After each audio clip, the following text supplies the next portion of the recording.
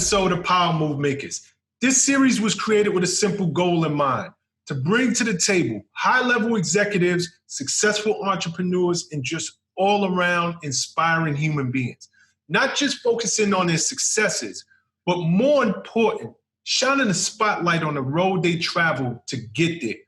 Now, this week's guest, if you've ever turned on a radio, if you've ever gone to the club, or if you just ever just turned up, there's no way that you can't know this man's voice or his name. Two-time Grammy Award winner.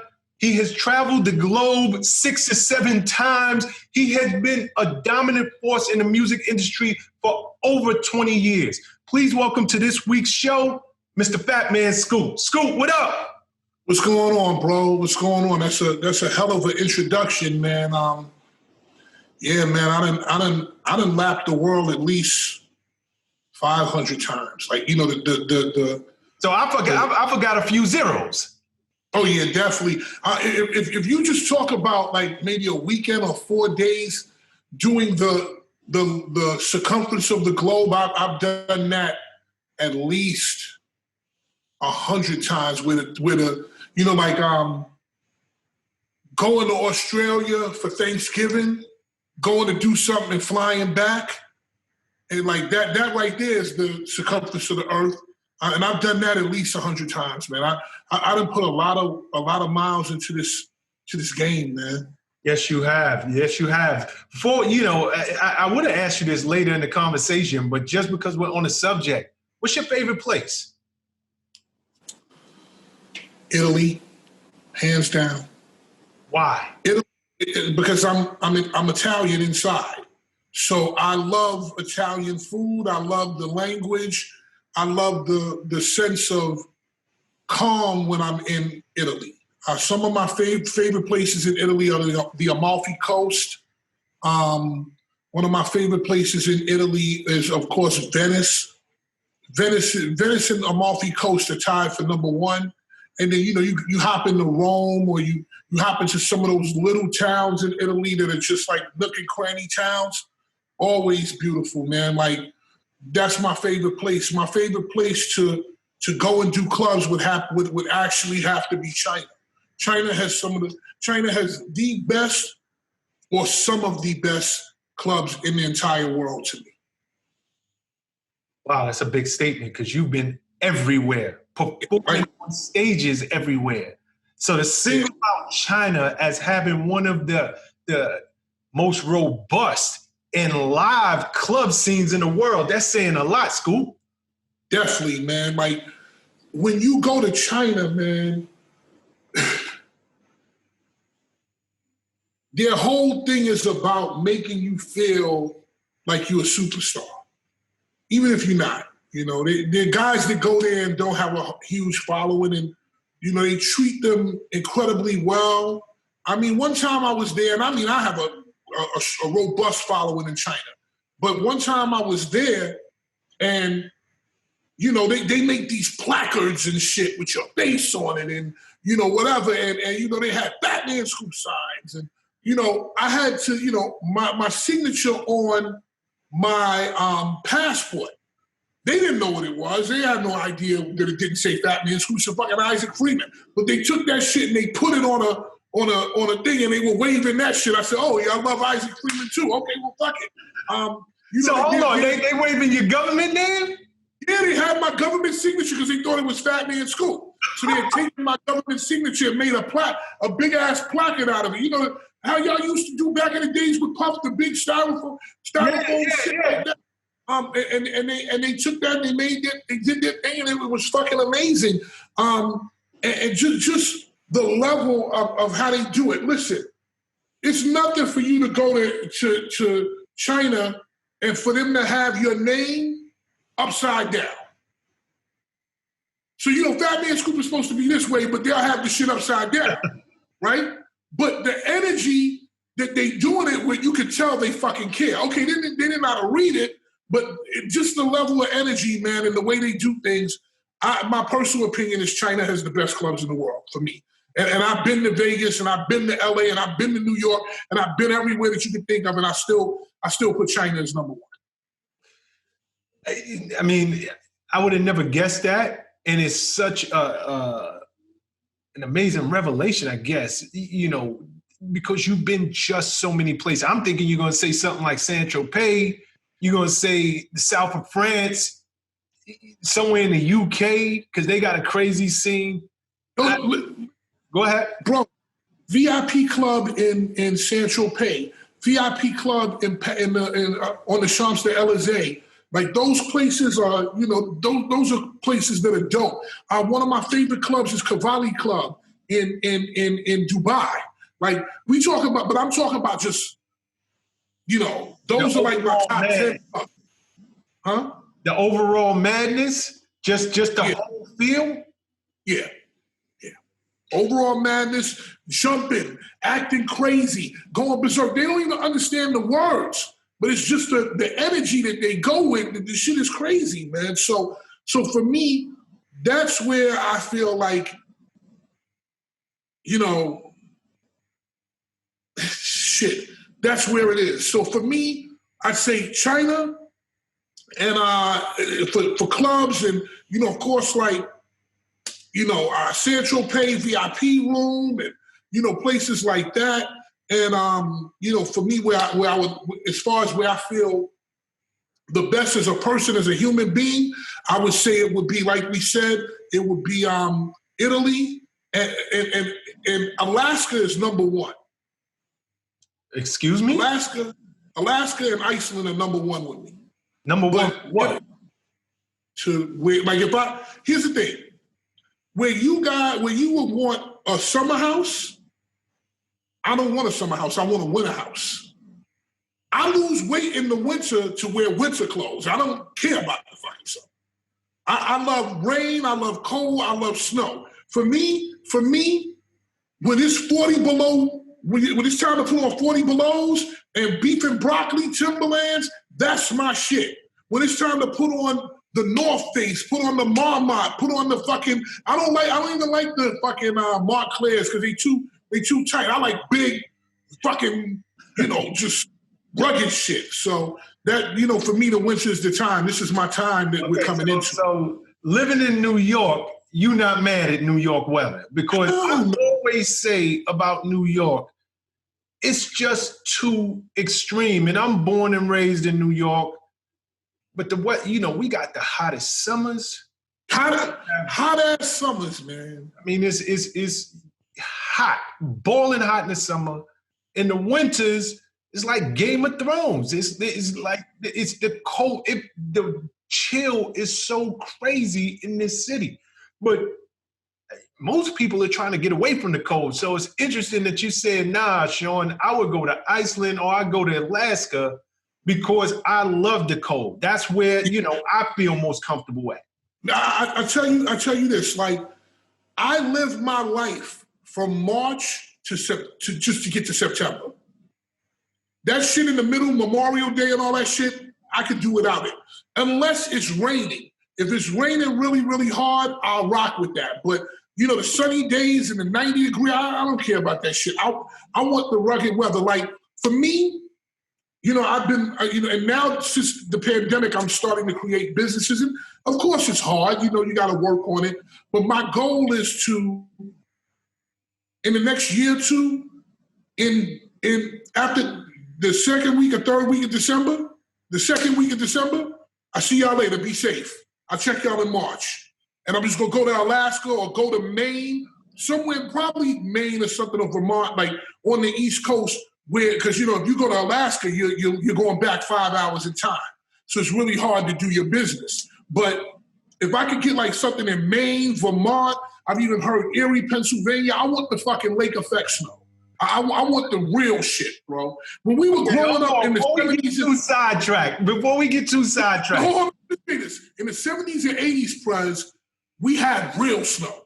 This shit that we have now ain't real snow. But let's go forward, bro. Yeah. Because I can talk to you about that shit all day. That's my peaceful place. That snow and, my dream is to have a chalet in Switzerland where it's snowing or whistling in Canada or whatever. Like, that's my shit, man. Got you. Okay.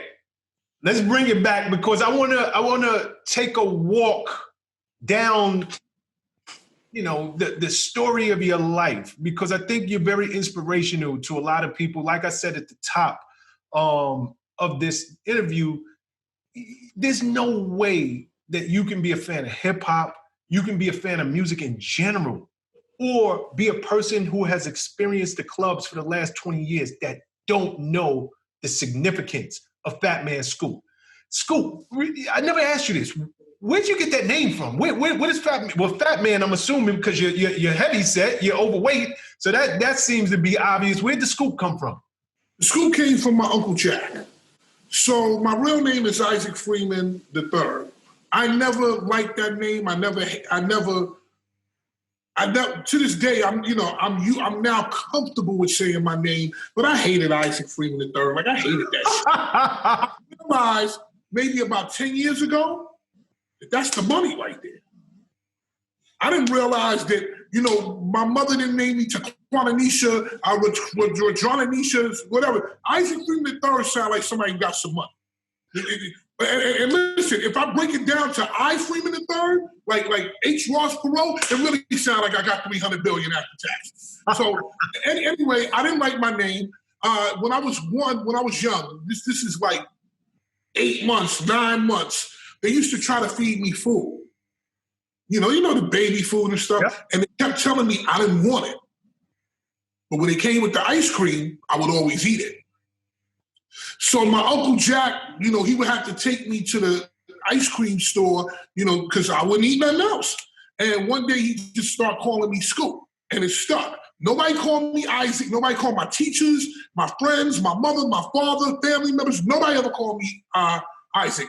Like, my teachers in school used to be like, yo, Scoop, what's the answer to this? Okay, it's 7. Are you serious?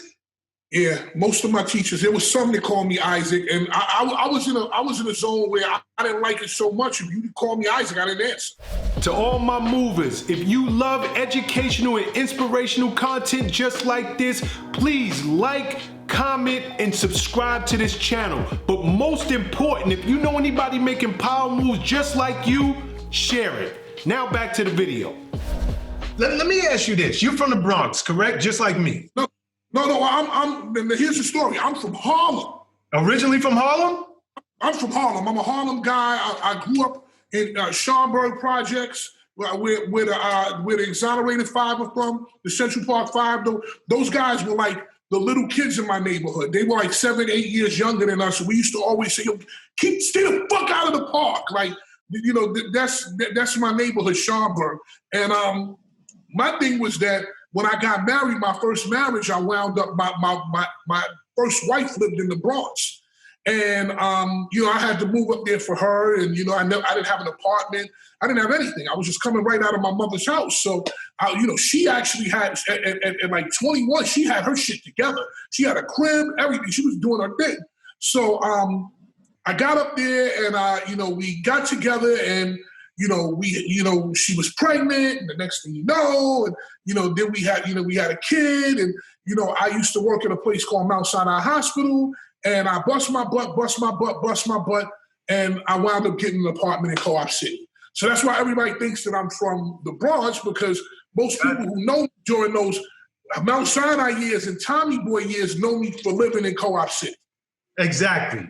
So I thought you was actually from the BX and Co-op. Scoop, walk us through, how did you transition into the music industry? Okay. The story with that is long, but I'm going to try to give you the short way. I started out as a rapper. I was under the tutelage of Dougie Fresh. So I was a direct disciple of Dougie Fresh. Really, my mentor, my day-to-day mentor, the person who I attribute everything that I've ever done to, if he wasn't in the picture, I would not be who I am, is DJ Chill Will from the Get Fresh crew. Okay. So that's like my mentor, my brother. He taught us everything. He took us to places, places we even had no fucking business being. Club Zanzibar, being 17 years old. The fuck you doing at Club Zanzibar in Newark, New Jersey? That shit was a fucking jungle. But, we would go with them to do shows and stuff like that. So they would give us the inspiration of, this is what you can be if you put your work in. And then, Will was a DJ, so he did a lot of the production for the Get Fresh crew. And I had 2 DJs down with me. One was named Steve D. He was the New Music Seminar World Champion. Another one was named Shawn C. And Steve D, Shawn C, and the other bunch of DJs that we used to hang with every day, our collective, created a crew called the X-Men, who became the Executioners. But Steve D and Shawn C were my DJs. And in our farm system, 2 people that were in our farm system that you would know directly was myself and Rob Bass. So Rob Bass, DJ Easy Rock, who we call Skip, God bless the dead, DJ Easy Kid, who we call Toot is still moving around out here, and myself and my crew, we were all part of this little collective.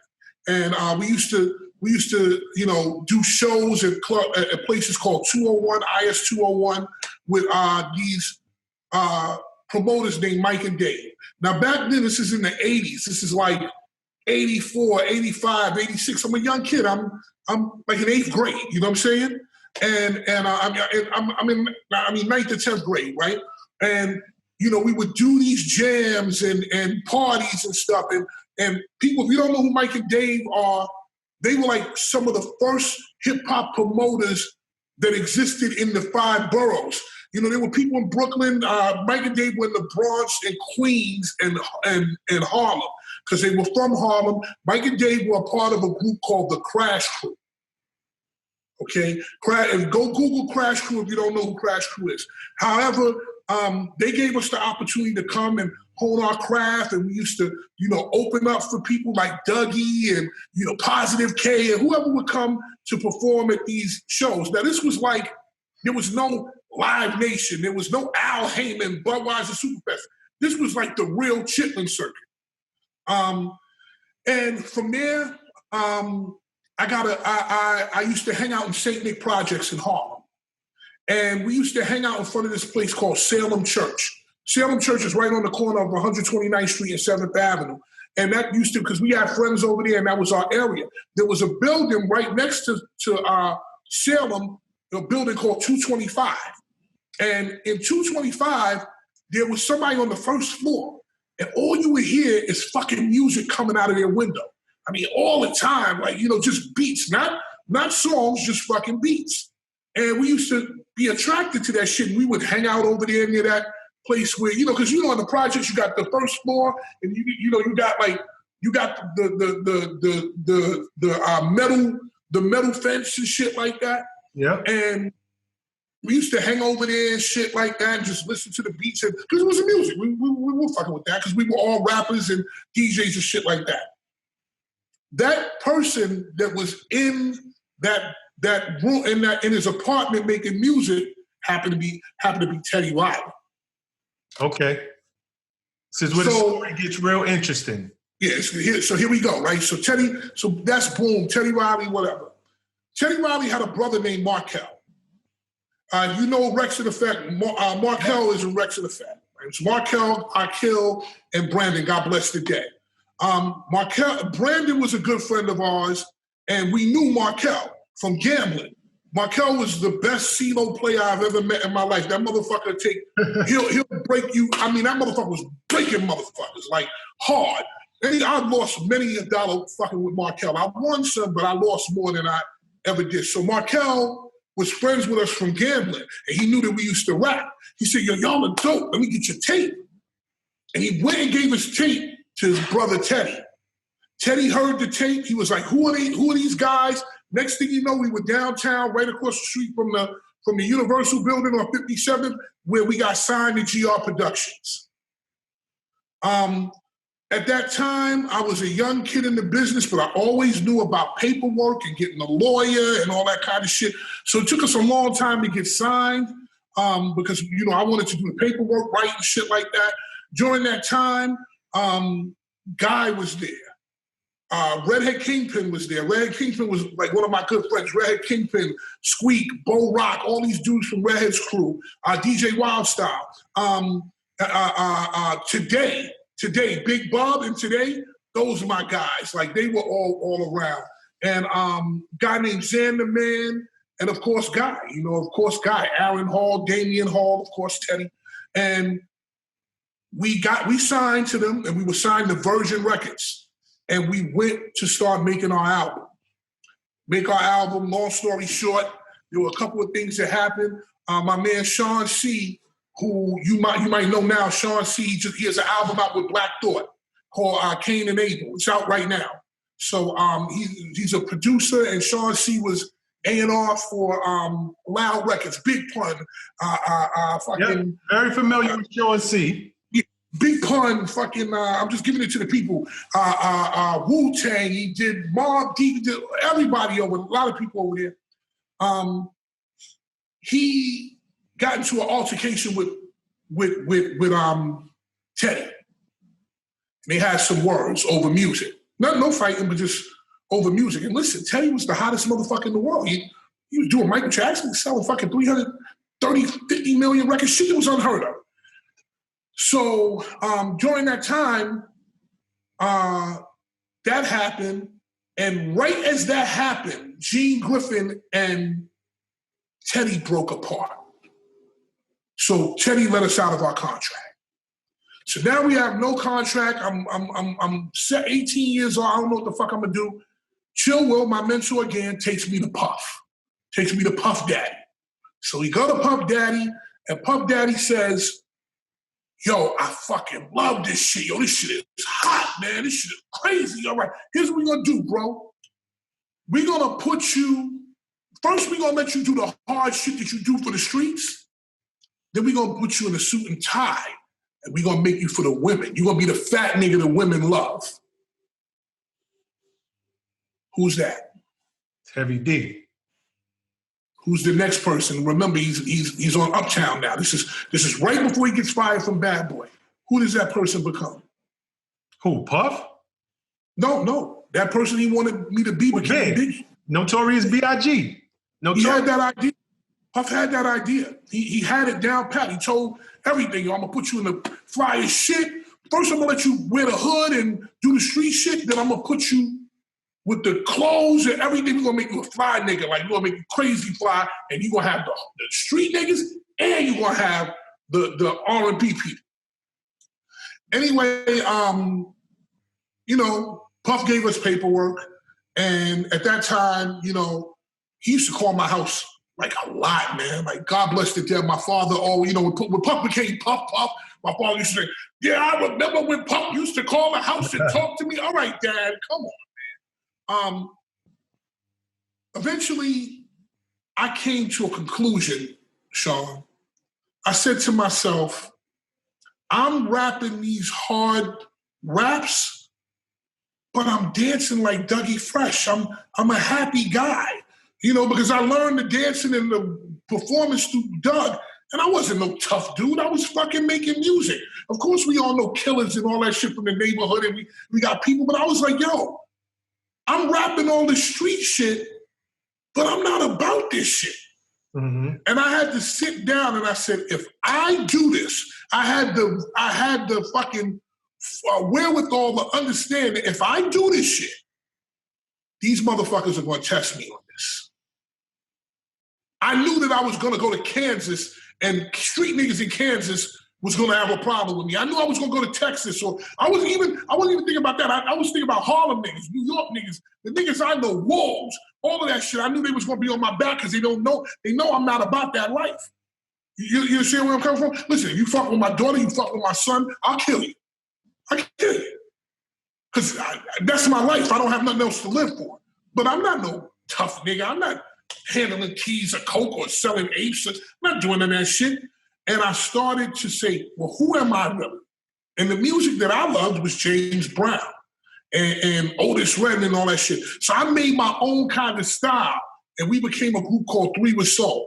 I went back to Puff with that demo. Now, Three with Soul is sounding like De La Soul and shit like that. I go back to him. He takes the fucking tape. He puts it in the fucking cassette player, and we play him in the shit. I'm like, yeah, this is the shit I'm about, right? What the fuck is this? Fuck is this, right? But you know Puff, when Puff get crazy and extra, he fucking takes the fucking tape out, he throws that shit across the town. I don't want this shit. And it's Puff. Like Puff was Puff Daddy back then. He was, you know, he was still at Uptown. Actually, I think he was right at Bad Boy. It was like right at the start of Bad Boy. And he, you know, he was on that rise. And I just said, you know, all right. And then I fucking said, fuck that. I went and worked at a job called, I went and worked at Mount Sinai Hospital. And I worked in the laundry department. If you don't know the laundry department. I want to touch on a point before we move further in your story, if you don't mind. Because I try to extract as many gems and many things that can help somebody who's on their journey from your wisdom. And one of the things that you said was, you're making this music. And at the time, for anybody who doesn't know what Puff meant to the industry at that time, this guy was not as big as he would become, but he was the hot, he was the hot young A&R, he was the hot young exec. He was the guy you wanted to get down with.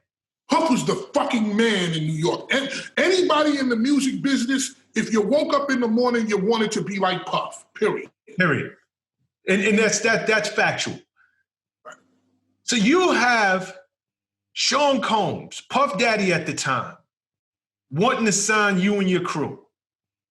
And you have this realization, this awareness that I'm being signed under false pretenses. Yeah, it's fake. And I think for anybody who's listening, to become successful, it's one thing to know who you are and what you want, but truly to become successful, you have to know who you're not and who you don't want to become. And I love that at 18 years old or so, you had this big opportunity. Most people would have taken it. Most people would have been like, I just got to get in. I know what Puff can do. I know what Uptown, I know what Bad Boy can do for my life. I'm going to take this opportunity. But the fact that you stayed true to who Isaac Freeman was at heart, I got to commend you on that. And I really want people to listen to that point, because out of that story, I think that is one of the greatest gems, one of the greatest gifts that you can give our audience is sometimes, you know, some money costs too much. It ain't worth going out there and pretending to be something that you're not on any level. You were in the music. You're coming with these hard lyrics. But like you said, what's going to happen when I go to Kansas City? What's going to happen when I go to Texas and they start testing me? That money costs too much. So whatever it is you're doing, I would ask of you, please be very true to who you are. Be very true to your purpose, because it might delay your success. But when your success comes, it's going to come. It will absolutely come. But it will be true. And you will be able to have a longevity, just like you have had. Had you been slinging guns and talking about all the weight you moved, maybe you would have got a hit. But you'd have been out of here 20-something years ago. Yeah, but it's even bigger than that. So I look at it and I look back and listen, I loved Big. I thought, yeah, you worked with Big. I mean, shit, you worked hand in hand with Big. Like, I could have been Biggie. Correct. I would have been in the middle of some shit with Suge Knight and them that I'm not built for that. You're not built for it. I would have been in some shit with legitimate gang members and shit like that I wasn't built for. Again, I'll make it clear. If you touch my daughter, I'll kill you, period. Because I have nothing to live for now. If you do something to my son, I will kill you because I have nothing to do. I have no life now. But I'm not a dude that's just going to get out there and make my gun warm and shit like that. That's not my thing. You know what I'm saying? It's not my thing. The thing that I understood early was I have to be myself. And this ain't me. I never wore jewelry. Even in the years of Hot 97 where everybody was wearing jewelry and I never wore jewelry. Listen, I always knew that my face was my jewelry. Yep. I always understood I'm on camera, I'm on videos, I'm on BT. I don't need no fucking jewelry. My face is my jewelry. I don't need that shit. So, I decide not to take that route. Now, as fate would have it, and God would have it, he was preparing me for something else that I didn't even know that was going to make me 3 times as strong. Matter of fact, not even 3. It was going to make me 40 times as strong as if I would have took that deal. So now I get kicked out of Puff's office. I'm sitting around like, what the fuck do? I go work in Mount Sinai Hospital. I work in the laundry department. If you don't know what the laundry department is, any piece of laundry that is used in the hospital goes down the chute. You on the 5th floor in the cancer ward, somebody bleeds and throw the shit down the chute because you got to wash it. It all comes down into a big room. And my job was to go in that room and pick it up. So that's pissy, bloody, shitty, mucus, throw up, anything you could think of, the worst shit, right? And you had to put on a pair of goggles if you wanted. And you had gloves and shit like that. Now, sometimes by mistake, or nurse don't give a fuck, they throwing syringes down there, fucking scalpels from OR, with anything. You gotta be careful with that shit, right? But I need to walk you through this to understand. I had a supervisor. And he used to push us. His name was Eddie. He used to push us like, I want more bends. This shit is hard work, bending up and down anyway, fucking your back up. He wanted, I want more. And I started getting written up. I was getting written up like every other week. And I said to myself, this is not gonna work, man. I got a kid on the way, man. I can't do this, man. Like I can't be here. I can't do it. This is not gonna be the thing that's my kid, man. Like what the fuck am I gonna do?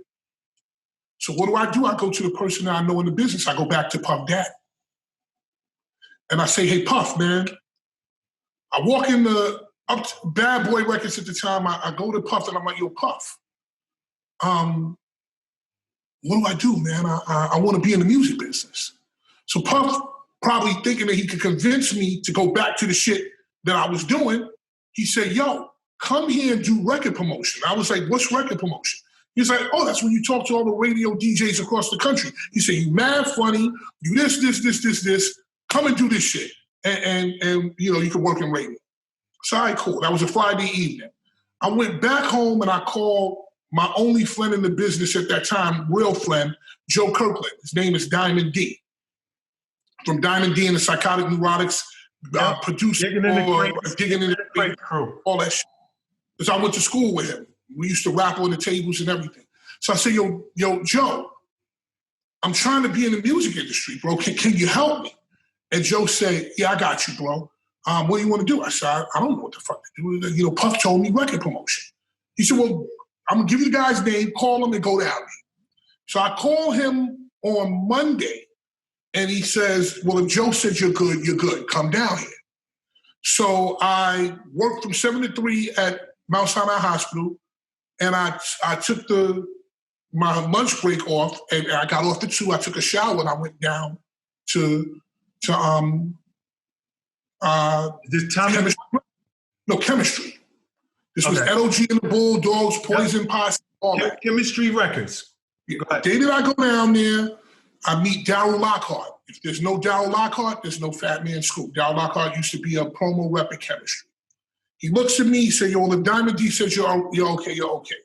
And it was me, a guy named JC. Was JC Hairston there? No. Did JC work with you? Who? JC Hairston. No. Who was promo on the Biggie tape that I did? I forget. I'll get the name later, but anything, I think it was J.C. Heston that was the A&R.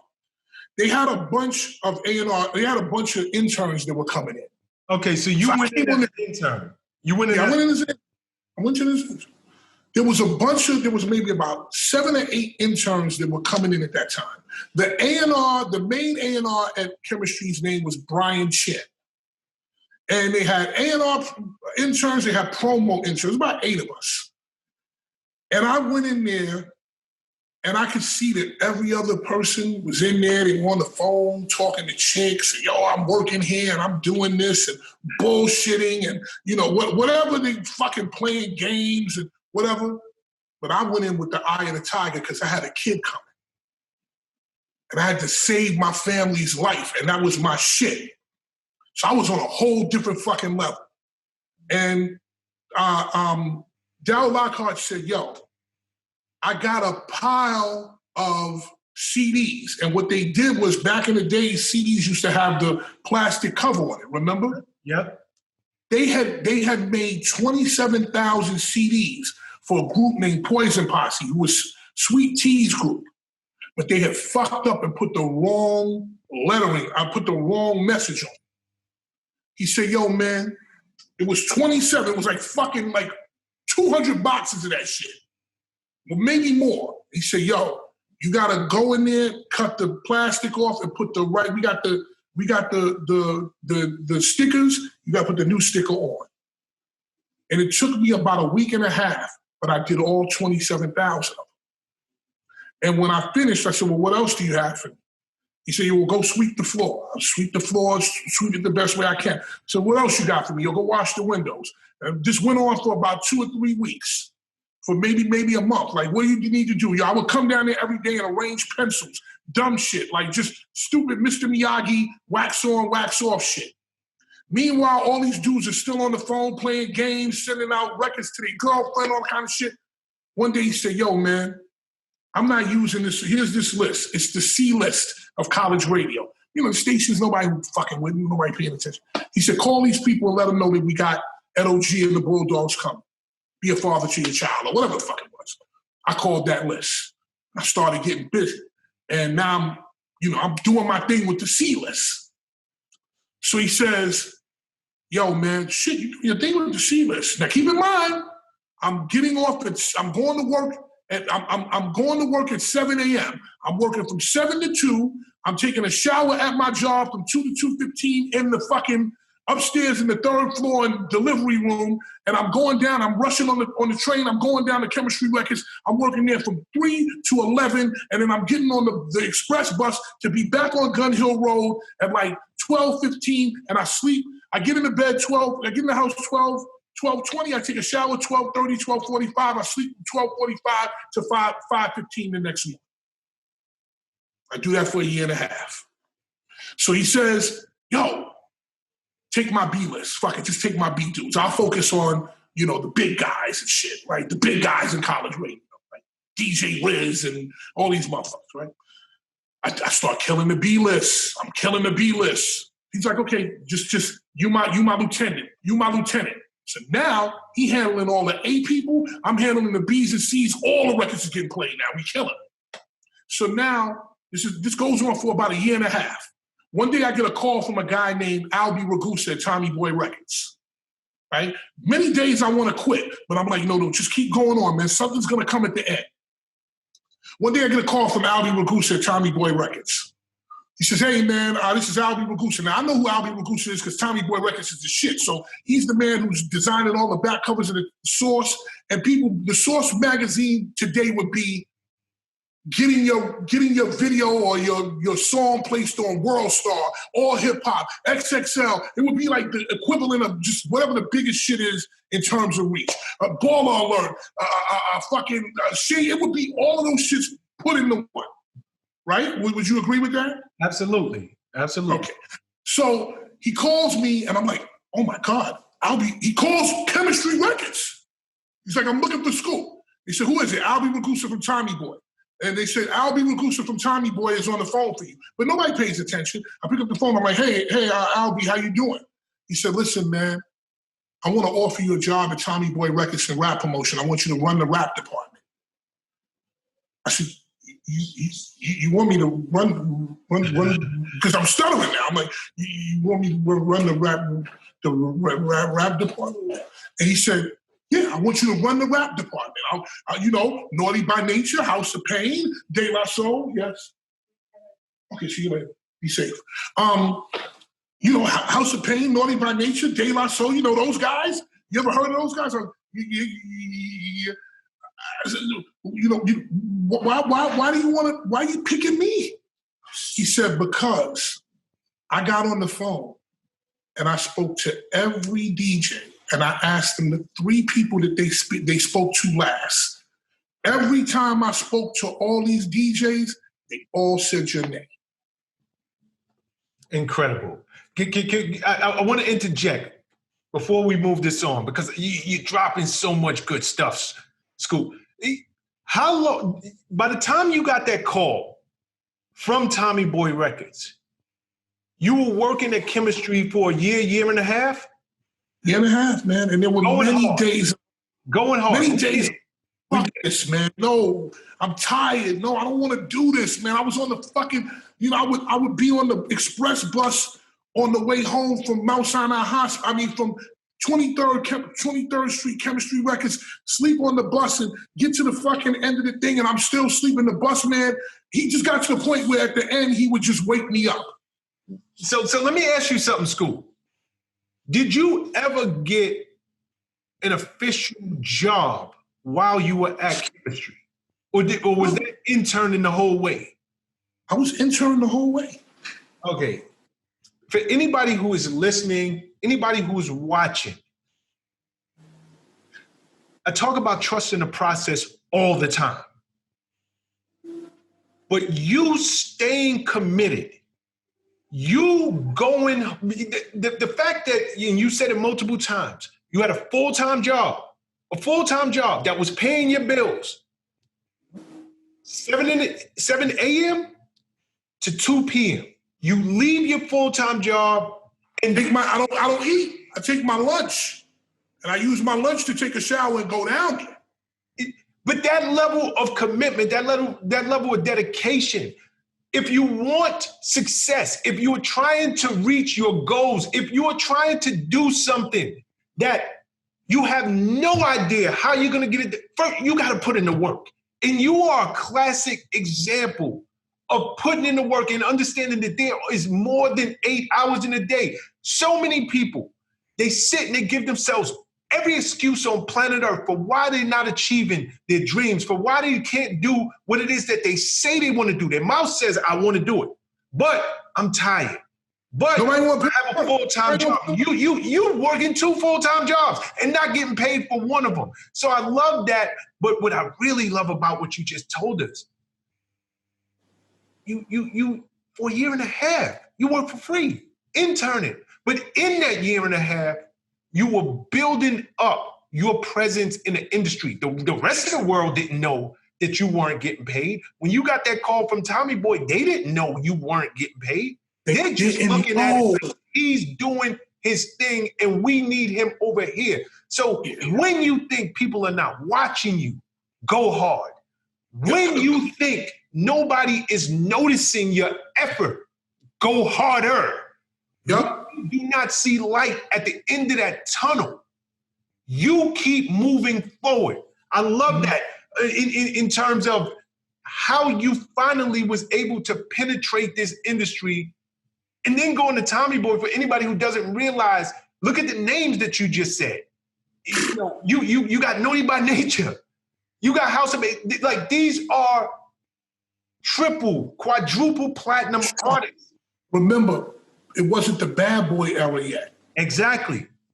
They were still dominating. Hard. So I'm gonna be a little extra when I do this, but I'm gonna give you guys a good example of what I'm saying here. This is what happened. I'm gonna show you what happened real quick. Scoop, you do realize you're on an interview, correct? I got it. Go ahead. This right here is what I was doing. No lights, nobody cheering, nobody saying keep going, nobody saying, yo, man, you the shit. Nobody saying, yo, you want to be on the cover of the Source magazine. Oh shit, you gonna change this industry. And I did change this industry in a way. I switched the game completely. For anybody who don't know what I did at Tommy Boy, I changed the game. Nobody will ever do that the way I did it, period. Comma, exclamation point. Except for maybe Jay Black from Bad Boy with You. But he did it in a different way, different era. it's when no lights are on, no cheering, nobody saying, yo, get up at 5:15 and go to work, right? So now I'm here.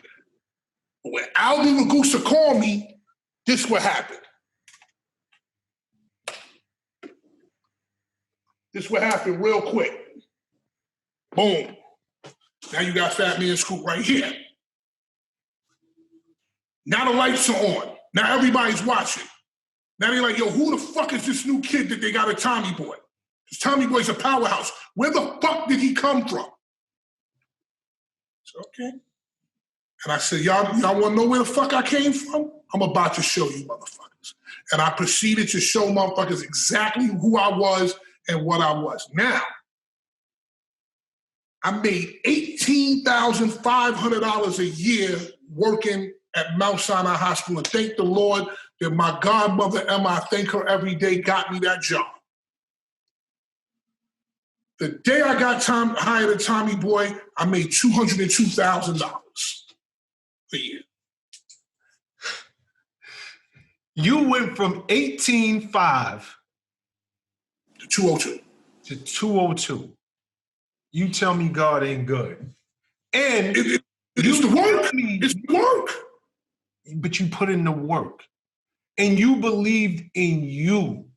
And you understood, if I keep grinding, if I keep moving forward, persistence always overcomes resistance. Definitely, man. Definitely. And you know something? There were many times on that bus that I was fucking crying. I would be going home crying like, yo, man, when's this shit gonna stop? You know, when's somebody gonna call me? And sometimes even what I'm doing now with this Instagram live series, I gotta think about that. I'm like, yo, when is my number gonna get called? Yo, man, fuck that, man. Keep mashing. So now I go into Tommy Boy Records, and now I'm doing my thing, right? So now I got an official flag. Now I got a flag now. So now when I'm calling people, I ain't calling motherfuckers as an intern from from chemistry. I'm calling them from a fucking real seat. So now I'm doing my thing, and Monica Lynch and Tom Silverman, who again, no Monica Lynch, no Tom Silverman, no Fatman Scoop, they realize, you know, I got an infectious personality. I'm in there making motherfuckers laugh. I got my own lingo. I'm doing my own shit. They're like, yo, man, take this fucking guy and put him on the back of the sauce. Again, I can't explain it. It's baller alert. World star. It's Shade Room. It's Shade Room. Having your record streamed 1 million times on Spotify. Let's even say 600 million times. There you go. So that's what being on the back of the sword. And I'm gonna tell you something, because I remember, because I was young and I was coming up in the game, and I remember seeing you on the back of the sword, because that's you got a very unique look. I wasn't a fucking artist. I wasn't an artist. It took your stock from people knowing your name in the industry to now we see the face. This guy is a bona fide star. Just being on the back of the source at that time. Yeah, definitely. Absolutely. Definitely. I mean, you really did change the culture of. I remember D-Dot. For anybody who doesn't know, Derek Angeletti, the mad rapper. And I was talking to him one day. And he was like, you know, he would always, and I got to give it to him, because guys like him, you know, it would be no Prez without those guys. And, you know, he was telling me, Prez, you're doing your thing. And every time he would talk to me, he would be like, Prez, what up? And I'd be like, yo, I'm good, I'm quiet. And he pulled me to the side one day and he said, don't ever say that again. He was like, don't be quiet, be a riot. That was his exact words. How can you promote an artist if you're not willing to promote yourself? And I had never, you know, me being a promo person like yourself, you set the bar. There had never been a celebrity promo person that I know of. There were people with big names in the industry, but you were a bona fide celebrity as a promo person. So every DJ, every programmer was taking your call. they were just taking the fucking call, man. And Tom Silverman and Monica Lynch had so much fucking foresight with that. And I just went from, Fatman Scoop is on the fucking line. And, God bless the dead, DJ Law in fucking Norfolk, Virginia, or DBS, or in Raleigh, North Carolina, or Big Boy and Fuzzy in LA, or whoever I was calling, the motherfucker from the source is on the phone. There you go. Get at him. So yeah, because you were like the unofficial mascot of Tommy Boy Records at that time. So now here's the next part. Now you saw it. So now they gotta be valleys now. So now it starts off as a joke. Oh, that motherfucker's the mascot of Tommy Boy. He's a clown, this, that. You guys go ahead and laugh. I'm going to get on the back of this fucking magazine. I did the fucking thing with the, where I was playing basketball. Then I did one where I was playing golf. And then I did one where I was just on the back of the thing. I think I did 4 of them. And they laughed, and then the laugh became hate. See, because now you're fucking killing. So now first you were laughing at me. But now you understand that I'm the immovable object in this motherfucker. Then you start realizing that I'm going into meetings and they say, hey, Scoop, what do you think? Now you motherfuckers that laughed at me, y'all are the unknown names in here. So now it's hate. There you go. Okay? Now with hate comes people's bullshit. So something that happened that took place, I almost got fired because somebody kind of said something. I was out on the road with Prez from Naughty by Nature. I was out on the road with Naughty by Nature. And something had happened. We were in Houston. And Naughty by Nature, they didn't give a fuck about Tommy Boy. They were angry as fuck. And they were just going off. And I happened to be in the room. And he said, Scoop, ain't that right? I said, yeah, that is right, man. Boom, boom, boom, boom. So somebody there took it and ran with it. And it got to the attention of Tom Silverman, who was the owner of Tommy.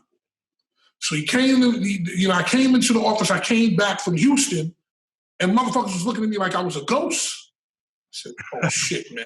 This is crazy. So I go in my room, and my man is in there. My man, Brian, who used to do publicity, I shared the room with him.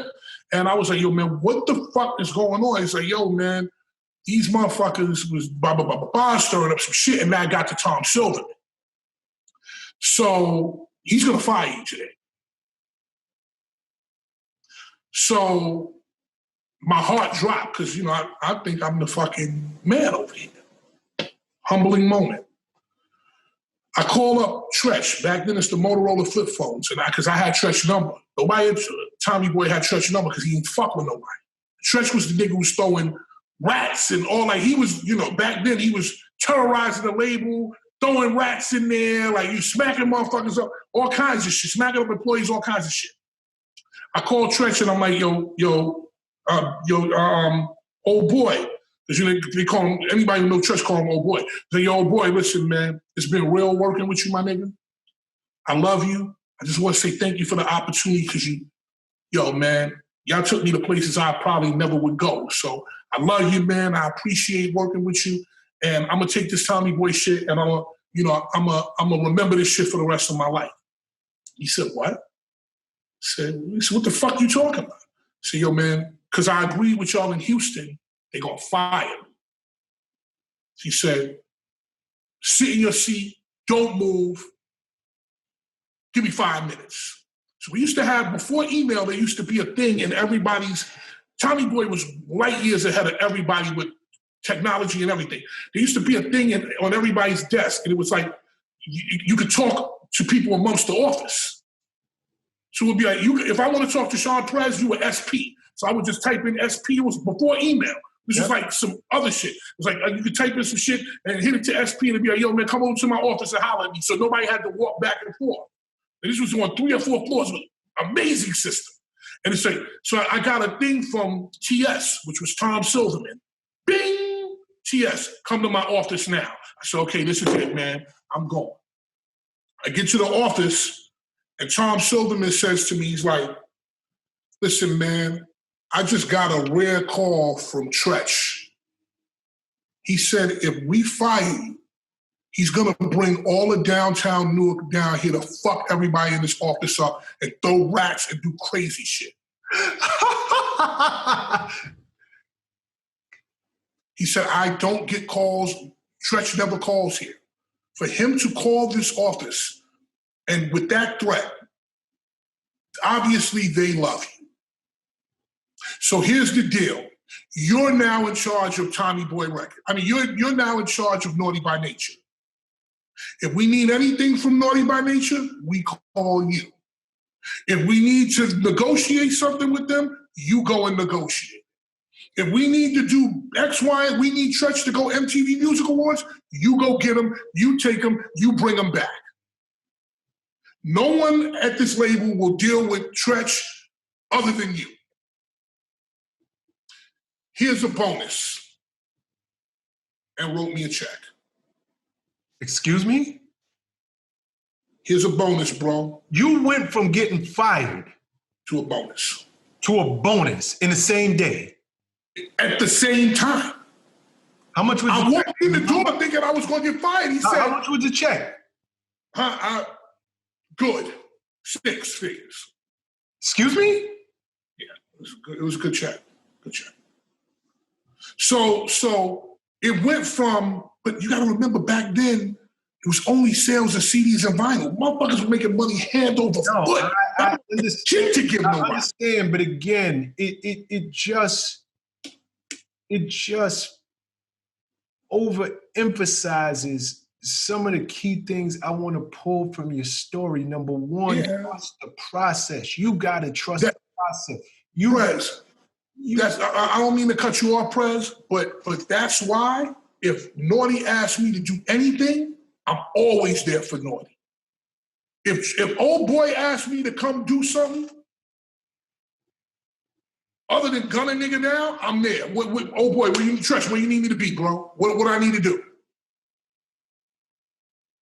End of story. There's no conversation. There's no discussion. No nothing. You ask him about that, he'll tell you. He called him. But look.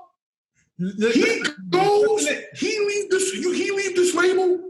I'm bringing 300 niggas from L-Town down here. We throwing rats and we fucking everybody up down. I went back to my room floored. I was floored. I didn't. He said, Tretch doesn't call up here. He doesn't speak to us. If we have to speak to him, we speak to him through Shakim or Latifah. For him to call here and say that and then hang up, from now on, the Naughty by Nature account is all you. Yeah, videos, treatments, the people talk to you and then you talk to Tretch. I just don't think people, and just in the interest of time, Scoop, we're gonna move the interview forward. Yeah, but that's the overall with it, man. Like no, that's not the overall, and it's something that what God got for you. It's for you, bro. Can't take from you. No, can't take it from you. No, what God got this was ordained for you. This path that you was on, you worked hard. I didn't know. But God had it for you. And nobody, when he, and I just need people to understand that because sometimes you look at the obstacles in front of you. In your case, you were looking at being fired, terminated. God got for you. It's yours. You ain't got to worry about no external forces working against you. You don't have to worry about anything that is in front of you that would to the eye would make you think, oh, I see a door closed. There's no way I'm gonna be able to get to the other side. Don't worry about that. Trust in God. Yeah, and I want to go through this. This is the first time I told the whole thing in detail because this is the kind of show that people need to hear the process. Yes. So quickly, so boom, I do that. It's cool, everything good. I now am overweight. I'm making phone calls all day. I'm going through stress, whatever, right? I happen to be another way of putting in work because I had been used to sleeping 3 or 4 hours a day for so long that I never really slept. I worked in the morning. I got up in the morning. I was at Tommy Boy at 7 o'clock in the morning. I would work the whole day and then call the West Coast at night and then go to the club and hand out records, and I would take a cab home, cab service. And one day they tried to embarrass me in the meeting, and like the big meeting. They were like, this is the cab service budget. This is how much everybody else uses, like that little slim thing. And then this is the rest of the pie is what Fatman Scoop uses. And I said, okay, well, who opens this building? You got the ADT, who opens the building? Me, about 7 o'clock. Who closes 7 a.m.? Who closes the building at 11:30, 12 o'clock? Me. Who goes to the club after that, gives out records and sees the DJ? Me. And who's up at 5:30, 6 a.m. in the morning at the morning show with Ed Love and Dr. Dre talking to them, giving them records before he come here? Me. Then they turned around, and that's when they said, you know something? That was the beginning of rap vans with Renee McClain. They were like, yo, fuck that, we're gonna give you a rap van. But I never got it because I left. I went to Hot 97. So the story behind that is every morning I was up early, I was always working. I would go to Hot 97 to the morning show, Ed Love and Dr. Dre. And if you remember Hot 97 back then, it was a big metal door. And you couldn't get through that door. It was like a waiting area and then a big ass metal door, and you couldn't get through the door. So I would just get into that first room, and then I would just sit there until, Ed Love and Dr. Dre or DJ Scribble or somebody decided to, come and say hello to me. And I'd be like, yo, man, blah, blah, blah, I'm just here to play this record or whatever. And that was that. Then every morning I would start seeing people coming through. I just start talking to them. And then one morning, I know somebody, I'm like, here's some coffee, man. I brought some coffee for you. And then, I would get to know all the people coming in through the door. Then eventually, the motherfucker started letting me in on my own.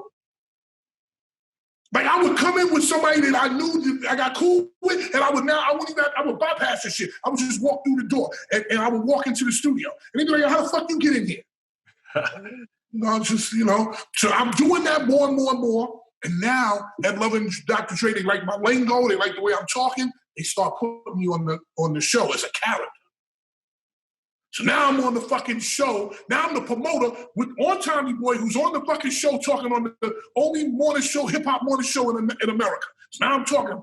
Now I'm the Fatman Scoop. Yo, get at me, bro. Right on, dynamite, all that shit, right? So eventually, Steve Smith, who's the program director, comes to me. This is like 5 or 6 months into this. He said, yo, man, why don't you just go in here and say Hot 97, Blazing Hip Hop, read these things on the paper for me. And you're going to go in there with the guy and read the shit on the paper with me. I said, okay, cool, no problem. So I say, Hot 97, Blazing Hip Hop and R&B. I don't even know I got this voice. I'm just doing this shit. So, I do that shit, and now they got my voice on the station. Now I'm the voice of the station now. So now you do that shit for another 2 months. Steve Smith come to me one morning when I'm up there. He come up at like 8 o'clock in the morning because I'm up there early. He come and he say, yo, listen, man. You have somehow figured out how to get in the station. You figured out how to fucking infiltrate the station, and now you're on the fucking station. He said, listen, I got a job in overnights. Andrew Martinez is moving to the daytime. You think you want to take the job? I said, yo, fuck it, I'll take the job. I even asked him how much the money was. Because promotion, is stress, and you selling shit that you might not like, and a bunch of shit. I was like, yo, I'll take it. I left Tommy Boy, I went to Hot 97. So I'm doing my thing at Hot 97. I'm the overnight guy, boom, boom, boom, boom, boom. My brother wants to go to Hampton University. My family got money, but they ain't got $50,000 a year money. So I'm like, okay, well, what can we do? Fuck, what can I do to help my little brother get money? I said, wait a minute, hold on. I hear DJ Cool doing Let Me Clear My Throat. So I'm like, yo, man, fuck, I could do that. That's crowd participation. I go and make a record like DJ Cool, but it's the worst fucking record ever because that's not my lane. I'm driving into the station one night listening to Flex because I'm on after Flex. Flex is 7 to 12. I'm 12 to 5. So I hear the song, Is New York in the House right now? That DJ Scissor Hands, Crooklyn Clan, DJ Liz, Crooklyn Clan. I'm like, yo, this shit is hot. So I go to Flex and I say, yo, who is that? Who's DJ Wiz? He said, oh, that's DJ Wiz from Wild Man Steve and DJ Wiz. The guys I used to promote back in the days when I was an intern and when I was in Tommy Boy. So I call up DJ Riz and I'm like, yo, Riz, I need you to make me a record just like that. He said, you'll come tomorrow. So it's him and DJ Scissorhands with the Brooklyn Clan. So they say, you know, we're in front of a church, in front of fucking a church in Canarsie, Brooklyn. They like, yo, man, just yell something. I was like, well, what do you want me to yell? He said, well, yell hands up.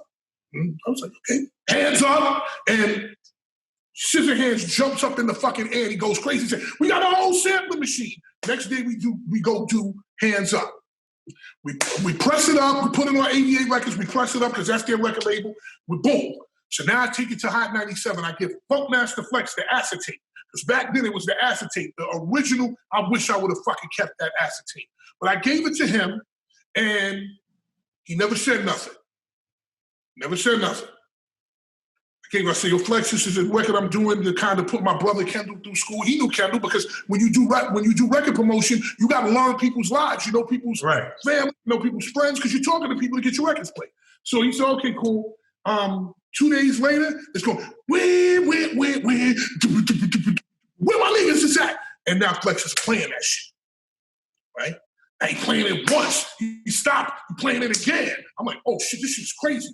So I now get the vinyl, and I put the vinyl in the air studio. That's where all the DJs go. I put the vinyl in there, it's gone. Put the vinyl in there, it's gone again, and that's it. In fact, they playing hands up. Because now I'm telling them, yo, remember my brother Kendall? I'm trying to get him to go to college. So Cosmic Kev, DJ Law, Mike Street, all these DJs from across America, because I know them and they know my family, they like, yo, you doing a record to put Kendall through school? I'm like, yeah. They like, yo, man, send me the record. We're going to play it. We're going to show you some love. I'm like, yo, man, if I could get 100 shows at $500 a piece, I'll make the $50,000 to do it. Cosmic Kev, DJ, all these motherfuckers call me back. Yo, that record is fire. They start playing this shit crazy, playing it more. And I get my brother through college. Put my brother through college. He comes out, he works with me. This is 5 or 6 years later. He works with me. He's my intern. He's my hype man on stage doing all that shit. Next thing you know, he said, yo, I want to do my own thing. I want to be my own man. All right, fuck it. I put him in an internship. He does one internship. He leaves that, does another one. Again, for free, do that. Does another internship, winds up at Def Jam with Theo. TVT with Theo, Def Jam with Theo. Winds up, meets another kid named Steve Carlos. They become this group called the Best of Both Offices. Young Sav and Steve Carlos. They do their thing. He winds up meeting a new up-and-coming artist through Def Jam called Rick Ross. He gets a real good relationship with Rick Ross. Rick Ross says, yo, listen, I want you to leave Def Jam and be the president of Maybach Music. He leaves, Steve Carlos, he goes and he's the president of CTE Young Jeezy. Boom. My brother turns around, he's an executive, he got his own group, he got his own people he fucking does. He manages Flip De Niro. He's part of Khaled's inner circle and advisement team and all that shit like that. And there you go, man. So that's, in a nutshell, the story. So, incredible story.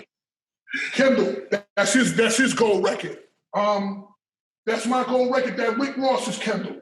That Rick Ross there is Kendall, and that Kanye is Kendall. This is my Electra. This is my Big L. So I put my brother's stuff up here because I helped my brother, and then my brother helped me, and I helped my brother. So any of his accomplishments are my fucking accomplishments. And any of my fucking accomplishments are his fucking accomplishments. No, there's no question. And shout to your brother, Young Sav. You know, he has done amazing things in this industry as well. So I love your story about how you was able to help. You know, and this is obviously he's blood, right? Mm-hmm. But you didn't give him a handout. You gave him a hand up. And he did the work again. He did the fucking work again. I need you to understand something because it's a great point. When you were trying to get him through school, you come up with this plan of making a record which will ultimately change your life. Mm-hmm. All of those DJs that you befriended for so many years, they didn't give you a handout. They gave you the hand up. Yep. And it changed you. So now you go from promo man, radio guy, radio, to now you it all comes back full circle. you're an artist. Where you started out as a teenager, and you're doing it your way this time. Yep. Incredible. So, but hold on, Shawn. Had I done that shit back then, I might have died. Because it wasn't me. Because that might have wound up in my death. I also wasn't being myself. This go round, I'm myself. I get it done my way now. Hold on now. Because I wound up, the reason those records took off is because I did that for not my own purpose, but to put my brother through school, which was a bigger purpose. Yes. Those records took off. Boom, we're out of here. Now, God gives me 25 years or more of saying, you know, so you did something to take care of your family? Boom, boom, boom. Here you go. Be faithful, sir. Here you go. Lose control, sir. Here, drop. Here you go. Take that. Mariah Carey, take that. Sean Paul, take that. It's just boom, boom, boom, boom. So it was at one point I was just going there and singing. And now I'm at a place where my voice is so recognizable, I can say dog shit, and people will dance.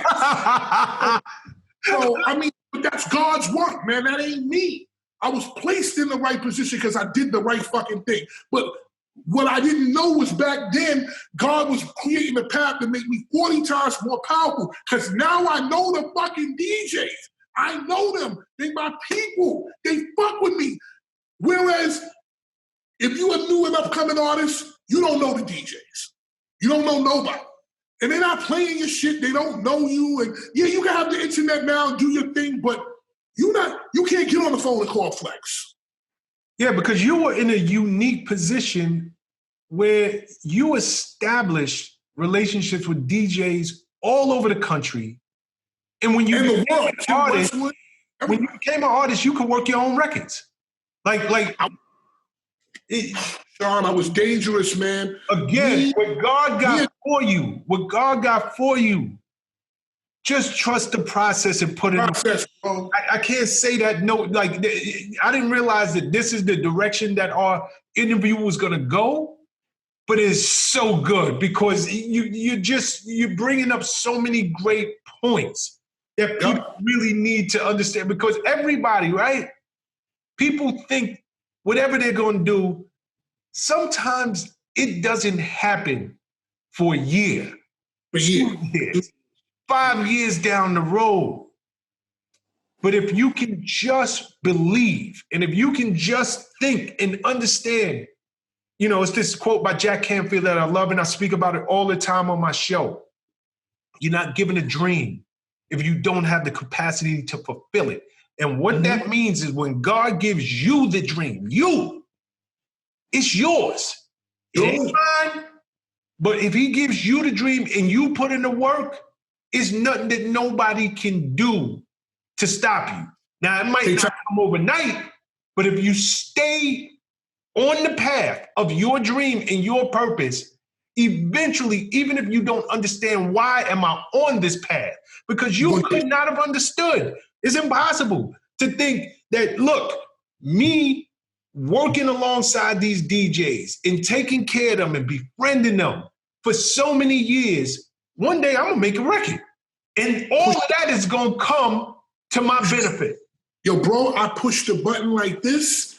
Me and Chris LaMonica, who used to work for Loud Records, we got in the car and we drove from Boston, from DJ Pup all the way down to Connecticut, Rhode Island, Connecticut, New York, Philadelphia, Baltimore, with fucking Claxton and DJ CeeLo in DC, all the way down Mike Street, DJ Law, DVS. We went all the way down from Boston to the fucking Carolinas, man. And we gave that record out. We fucking kissed babies. I was so tired of seeing green signs, exit signs. I didn't know what to do after that fucking weekend. But we did it. That shit took off. And then it just led to one thing and the next thing, and then and it was gone. And that's actually to wrap up the story. That is why you have to anything that's worth having is gonna hurt. Anything that's worth money is gonna hurt. If it's easy, anybody could go flip burgers at McDonald's. That shit is easy. So you don't get paid a lot for that. But it's also how you handle that experience. So if you go into McDonald's and you flip the burgers like man, fuck this shit. When I'm gonna get off at fucking 6:30, I'm gonna go mess with some chick. If you flip it with that, then yeah, you're not gonna make no money. But if you go into McDonald's and you say to yourself, wait up, hold on, I'm a minority. There's certain things that happen at McDonald's I could probably take advantage of. Fuck it, let me go in here and let me learn the fries, and let me learn this, and let me learn this. And you know something? Let me go get close to the manager, and let me learn how the back end work, and let me learn how to do this. Now, people want, because they got a stupid ass, dumb mentality, gonna call you an ass kisser or a brown noser. No, motherfucker, I'm working to eventually own one of these because I work here. McDonald's gives preferential treatment and money to people who work here because they know you know how to run the business. There you go. Okay, now I got that. We'll go get some money with some investors and then we'll go do our thing. I've seen people do it before. It's all in how you approach what you do. Whew. Scoop, before we wrap this thing up, what I love about your career is you have transitioned multiple times. You're a promo person. You're an artist. You're a radio host, 2-time Grammy Award winner. And now you're doing it again. So much of the world has changed because of COVID. So much of what we knew to be norm, to be the status quo, to be how we earned a living, it's been flipped upside down. And so many people are transitioning. I'm watching you transition, and I love what you're doing with your interviews and your IG lives and the way that you are having these candid conversations with your guests.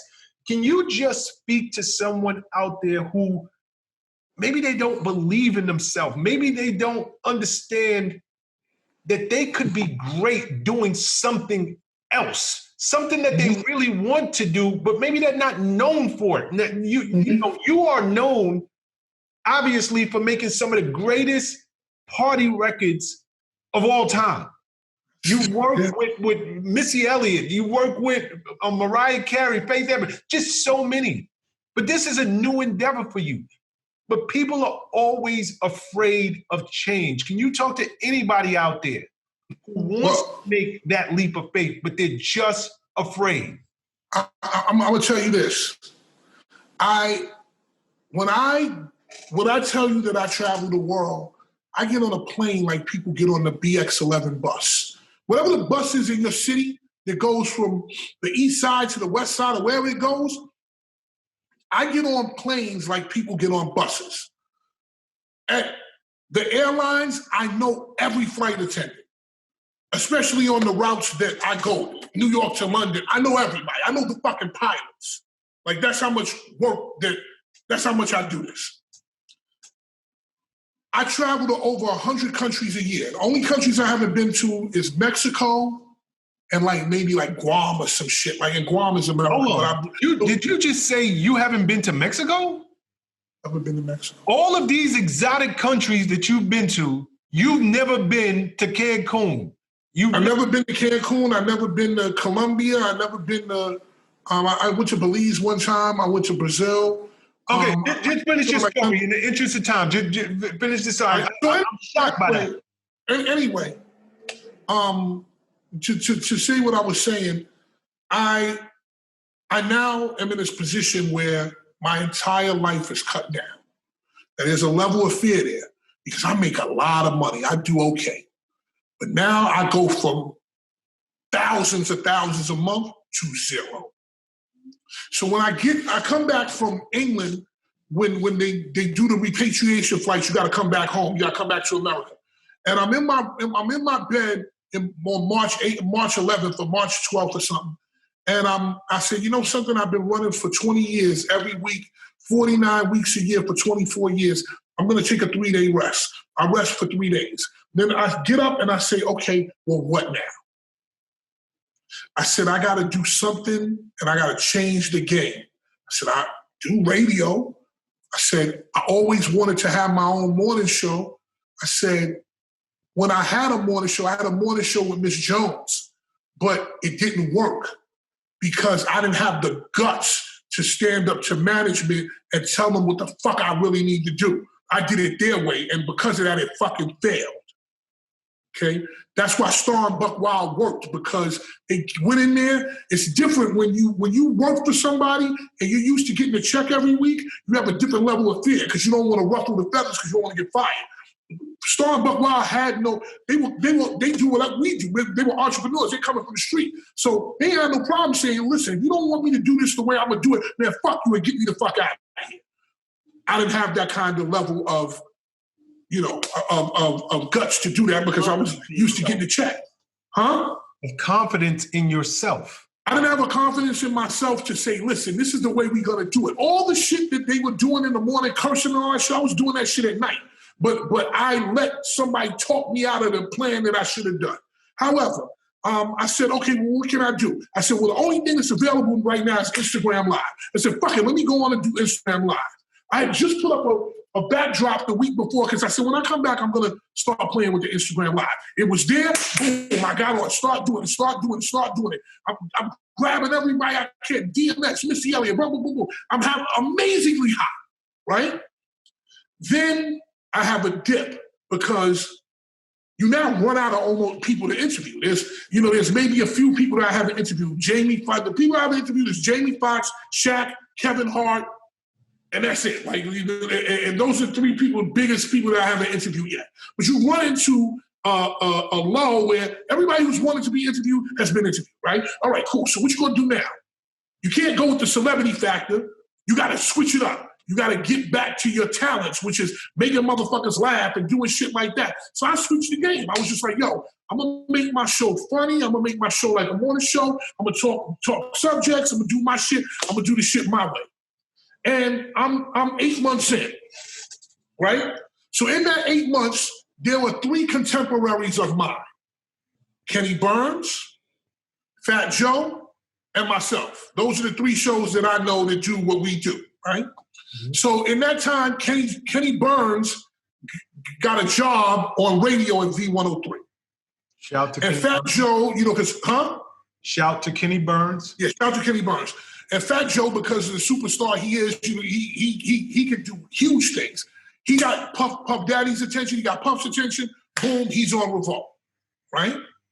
So I'm sitting here and I'm waiting for my moment to get my call. And that moment's not coming. It's not coming. It's not coming. It's not coming. Every day I'm like, it's not coming. It's not coming. It's not coming. Like nobody's calling. So I say to myself, one day I have a conversation with myself. And I said, listen, you right back to where you were in 94. Do the fucking work. Don't be concerned about getting the biggest artists. Don't be concerned. If you don't get Jamie Foxx, you don't get him. Just whoever you get and you put in front of you, do the best show you can. Make people laugh as much as you can. Ask the best questions you can. And everything else is going to fix itself. And then I had a sudden peace in myself. And that's how I work my show right now. I'm starting to get calls, sponsorship calls. This guy's saying, yo, maybe I give you this, maybe I give you that. And I'm going to work this motherfucker until I get a morning show. I'm going to do it one more time. So if y'all think I can do it again, I'm going to do this shit one more time. But when I come back, and the thing that I want to say that's most important, if you have not, and I'll leave you on this note, we had 4 or 5 months and we still have time because some people can't go outside. I do clubs. I can't go back to work until May of next year. So I still have time. If you don't walk out of this pandemic having a new skill, having a new skill, having a new job, creating a business, you're a fucking loser. You've had the time to put your work in. Now, in this time, I've worked on this show. I'm trying to create new businesses. God willing, if I do what I need to do, I'm going to come out of this thing with a business, with a radio show, and guess what? I'm going to be Fatman Scoop. So that means I might make 3 times the money that I was making back then. But that's because I applied myself. Everybody want the fucking results. You want the Bentley, but you don't want the struggle.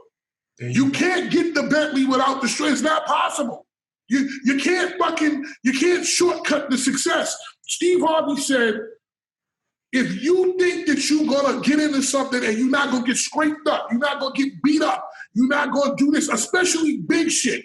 Little shit, you could go in fucking Dollar General and get a fucking job and just get to work like that. Ain't nothing. But you're gonna punch that clock at 9 and you're gonna leave at 5, and that's it, and that's all they expect of you. But if you want the big shit, you're gonna have to get hurt, man. You're gonna have to get bruised, you're gonna get scratched up, you're gonna get jerked, you're gonna get fucked over, you're gonna get whatever, you're gonna have to put some work in. But if you're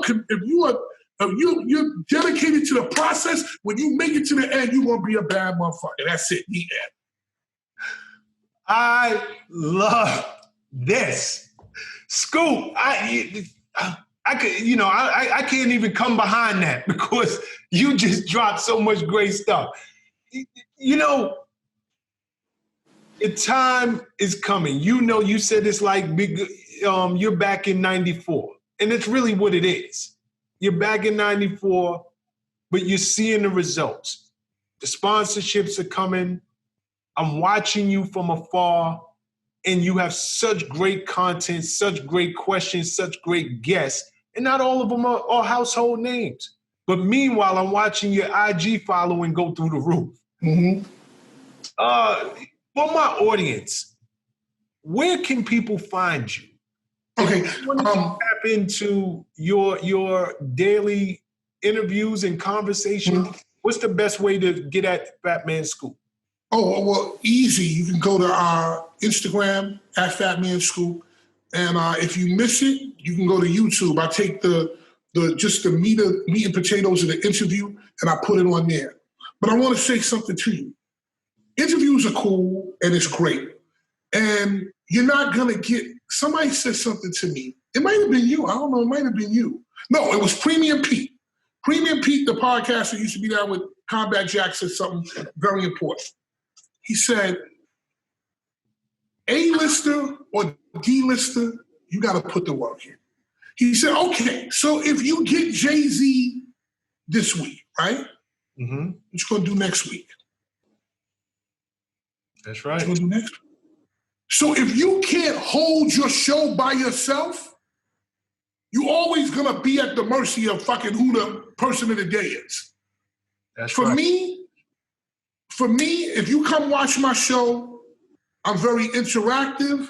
I deal with the people. I laugh with the people. I have fun. To be honest with you, this show has been a saving grace for me because it's kept me mentally in tune. For those 2 hours a day or those 3 hours a day, I'm not thinking about no job or whatever. I'm not thinking about anything that's going on. I'm just thinking about the fun I'm having and interacting with people. I say, listen, if you have time, go to Instagram at Fatman Scoop and just watch one of the shows. You'll see people just being themselves. You see the weirdest motherfuckers. You see the funniest people, all that kind of stuff. But more importantly, it's about the people. So for me, to be honest with you, I had Dr. Oz on the show. I had Senator Cory Booker, Candace Owens, fucking Mike Vick, T.I. I had a bunch of different people on the show. But the best, funniest shows that make motherfuckers laugh is just when it's me and the people. That's my thing. I'm for the people. So Instagram.com/Fatman Scoop. And if you miss it, you can catch the replay. Only the interviews at YouTube.com/Fatman Scoop. Scoop, we will end it here. You dropped so much incredibly valuable information. I'm sure that anybody who is blessed enough to listen to this interview on podcast form or to watch it on YouTube, they're going to be enlightened. They're going to be inspired. And hopefully it will deliver some gems to them that really just helps them on their journey. Scoop, you are a true power move maker, and I thank you so much for your time. Peace and blessings, brother. Thank you, bro, man. I appreciate, I love, we fucking talk we do this shit on the telephone, We just doing this shit for them now. But again, people, I talk to Shawn all the time. Same deal. Takes time to build anything. He got Funk Master Flex. He had a bunch of different people. There's people who I feel should be on there. Haven't been on there yet. You just got to keep working and keep knocking and keep chipping. And the thing the last thing I want to say is, always put your best shit forward. Here's why. You have no idea who is watching you. Senator Cory Booker told me, he was like, yo, man, I was laughing at something that you did. I was like, why the fuck would Senator Cory Booker be watching? Like, why would he be watching? And a bunch of different celebrities have called me and said, yo, man, you asked me to come on and, I had to go and watch 3 or 4 shows. I was laughing. Yeah, I'll come on, no problem. You don't know who's watching. And just because it don't say DJ Khaled on there, you could be under another name. They could just hop into your shit under another name. You don't know who's in there. You don't know who's watching. Whatever you do, keep swinging, keep working, and understand that every day is you're giving out your business card. And I will leave y'all on that note. Man, be safe. Be safe, kid. I love you and continue blessings and success. Right back at you. My brother.